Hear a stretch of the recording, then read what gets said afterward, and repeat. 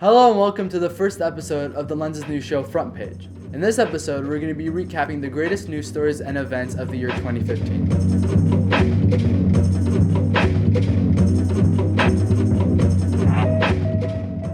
This 2016 presidential election is a chaotic storm that no one saw coming. Every single candidate is absolutely ludicrous. Donald Trump is an offensive joke that's gone way too long. I'm pretty sure Hillary Clinton thinks she's just going to materialize into the White House after Obama's second term is up. Ted Cruz is the absolute worst. Bernie Sanders is an eccentric old dude who has more black friends than you. Poor Jeb Bush looks like he was roped into this and can't get out. The only reason we are mentioning Martin O'Malley is to even the number of Democrats we mention compared to the number of Republicans we mention. And Marco Rubio's a less evil and sad-looking Ted Cruz. I'll always remember you, Lincoln Chafee.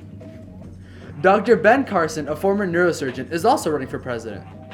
For some reason, we don't really get it. In the city of La Cañada, legislation was proposed that would restrict vaping in all public areas.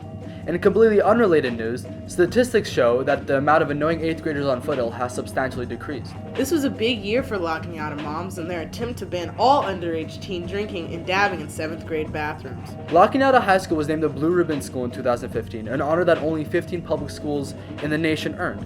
The seniors looked upon this with pride, but the freshmen were just happy they were invited to the assembly. The La Cañada football team got media coverage when one of their players got icy hot rubbed in his face by a collegiate football player. This is much better coverage than the previous with the 77-0 loss and a Twitter scandal. The soccer world was thrown completely upside down this year as a corruption scandal within FIFA was found out and later convicted. While this was happening, American popularity in the sport actually increased, but this is not at all surprising.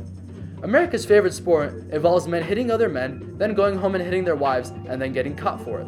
Grammy nominations were announced in December, having the rapper Kendrick Lamar leading with 11 nominations. Even if he doesn't win, we know God's got him, so he gonna be alright. The world joined together to aid the Syrian refugees, whose homes were ravaged and destroyed by the ongoing civil war. Countries like France, Canada, and Germany all took in the refugees with true humanitarian fashion. The United States, on the other hand, built a wall and made the Syrians pay for it. This year, numerous videos of police officers harassing unarmed black people have been released, along with numerous racial incidents happening at colleges across the nation.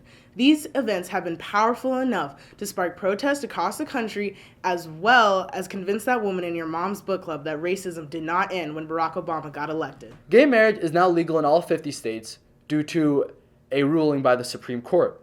However, this amazing feat has revealed that the devil is still in our country and it has a new face, a bad haircut, and some crazy ideologies. Her name, of course, is Kim Davis. This year has been horrible, tragic, and absolutely terrifying, but it also has been beautiful, wonderful, and absolutely amazing. As we move on to 2016, we must carry the strength that we have obtained in 2015 with us. And remember, do what others won't, so tomorrow you can do what others can. See you next time on The Front Page.